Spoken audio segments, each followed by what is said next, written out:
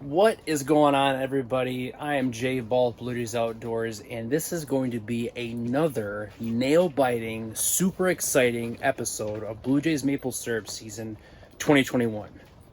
Maybe not, actually. But hey, anyway, I'm on the Sugar Shack today, and I need to level the evaporator. I'm going to show you guys how I do this.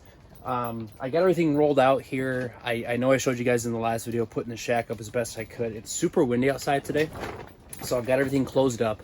Winds blowing like 15 miles an hour, got 20-mile-an-hour gusts. So what I'm going to do is actually walk you guys through. I'm going to show you how I'm going to level it, and then I'll do a couple time lapses of me actually doing it, because it takes a little bit of time trying to get this thing as level as possible. Let me turn the camera around and actually show you guys what we're looking at. Stay tuned. So for those of you that do not know, this is my evaporator. This is my YouTube family. So this is a 2x4 foot evaporator. It was actually made by Sunrise Metal Shop down in Topeka, Indiana. And you can see I've gotten it pretty hot. I've actually burned off the fire resistant paint. You guys will see how hot this thing gets. But anyway, what we're doing today is leveling the evaporator. So I want to get this thing as level as possible, okay? Because the ground is not that level. But what I've got is these Acme threaded jacks. I've got 2 up front, and then I've got 2 in the back that you can see. And what I want to do is just get this thing as level as possible. So I got my 2 Husky levels. And as the ground thaws throughout the season, the level of it will change. So I want to get it as close as possible. Once I get the pan on, I'll level it again. And that's what's really nice about these jack screws, is it doesn't take much to actually change and get these things super level. I will be drawing my syrup off up here in front, so I do kind of put a slight tilt this way in it, just a little, not too much. So let me first do, I guess, a quick time lapse, because I got to use my jack. So I got to get the jack underneath the back first to get that jacked up, and then I'd come up here and jack the front up. So let me see if I can get the camera position right to show you this stuff. It's not that easy. It is kind of tight in here because I got to organize everything. But yeah, stay tuned and let's see how good I can show you guys this process. All right, it was too tight back here to get the camera. So what I've done right now is I've been able to get the floor jack under the back of the evaporator, and I've got it jacked up, and I've got it just sitting just on these 2 jack stands right now. So what I'm gonna do is I'm gonna go up front, get those 2 under there, and then what I'm gonna do is I'm gonna position these bricks and get these things right in the corner, get that all as even as possible. And then what I'll do is I'll go around and I'll start putting the level, which is somewhere around there. I'll put the level on it and check it, you know, this way and then this way. And then what I'll do is I can just adjust these threads down here on these jacks. And actually, these are machine jacks, actually, which is really nice about using these for the evaporator, is they're heavy duty. It doesn't take much rotation to actually change the height. So let me show you guys this in time lapse. And yeah, let's get to it.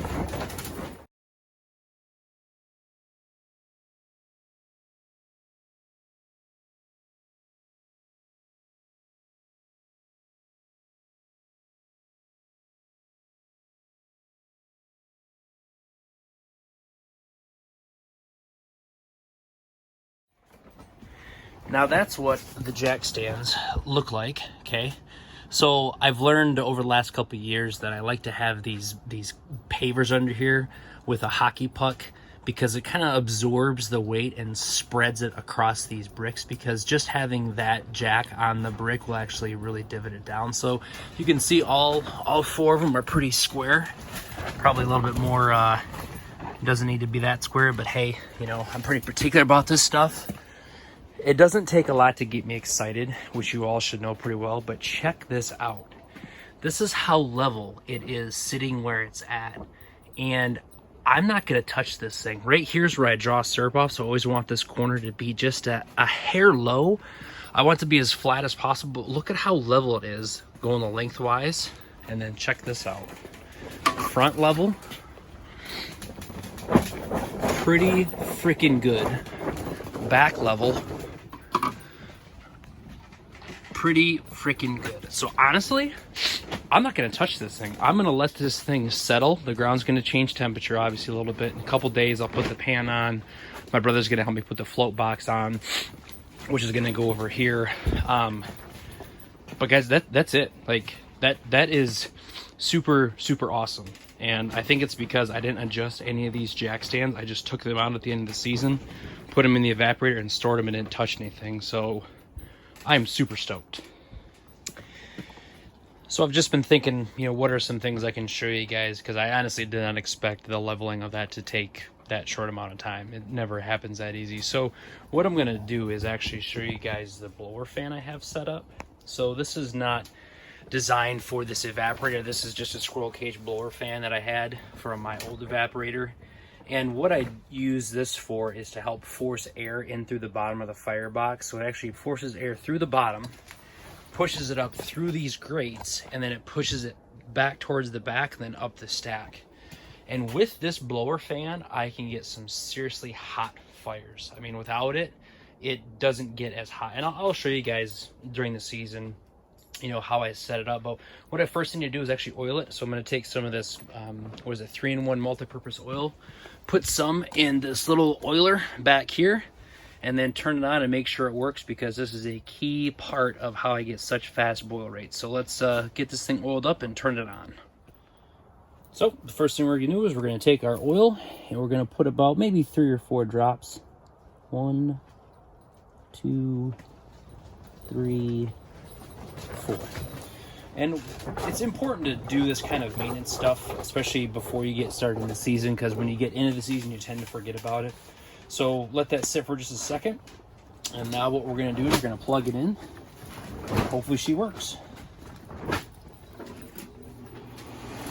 Yep, awesome. Hopefully you guys can hear that. It is working, it is blowing a lot of air out of the bottom over there. Check this out. So I made this kind of redneck baffle here to slow down the airflow, because it does blow super hot.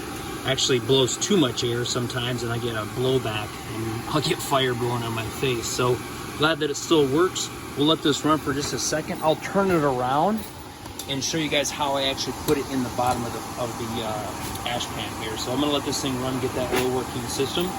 Catch up with you in just a second. Now that we've let it run for a couple minutes, get all that oil worked inside of there, I'm gonna turn it over. You can see I've got this 2x4 right here. Actually, I use this 2x4 to help get my level just right, because I don't put the entire fan, I don't put the whole fan.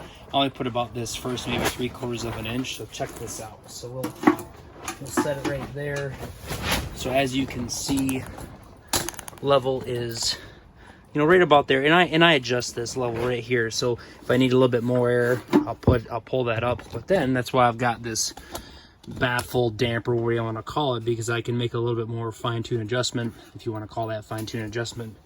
But what I'll do is I'll just put the lid down there, and then I'll plug this thing in. And let me actually adjust the camera so you guys can look down inside. I'll plug it in. You can see the airflow you get from the little bit of ash that is inside of the evaporator. So hold tight for just a second.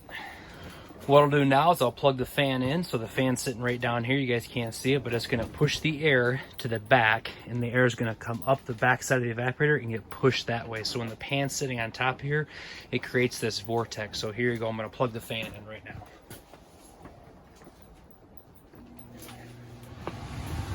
See that ash coming up? So that actually is pushing a lot of air. I can't have the blower fan lit as soon as I light the fire. I gotta let the fire get going a little bit, because it will put it out. And I have to fine tune adjustment, because as I open the door, which is right here, as I open this door, fire actually gets blown back in my face a lot of times. So it's hot. Trust me guys, I'll show you, man. This fire just gets stupid hot. So yeah, I'm just blown away at how level this evaporator is. Usually this thing takes me about an hour to get level because of just the way the ground is, but I guess I got lucky. So maybe it's because I'm videotaping this. I've never shown this before. But yeah, so that's just kind of a little bit of an insight, a little bit of a deeper look into getting the evaporator set up and level. I'll bring the pan in about a week and a half. My brother's coming over to weld up a bracket for the float box. And this will start to make more sense once I get the pan in here. And yeah, I really appreciate you guys hanging out with me. I get it, it's probably stuff isn't that really interesting, but again, I want to show you guys everything that I go through to make Blue Jay's maple syrup. I definitely have to have a passion for this stuff. You have to get bitten by the sugar bug, because it's a ton of work. I think last year I had like 260 hours total from start to finish, from stacking wood to cutting to setting the sugar shack up. I'm not keeping track of that this year. I'll keep track of the boil time, but as far as all the work goes, I'm not going to do it, because it's around or about the same each year. So Really do appreciate you guys hanging out with me.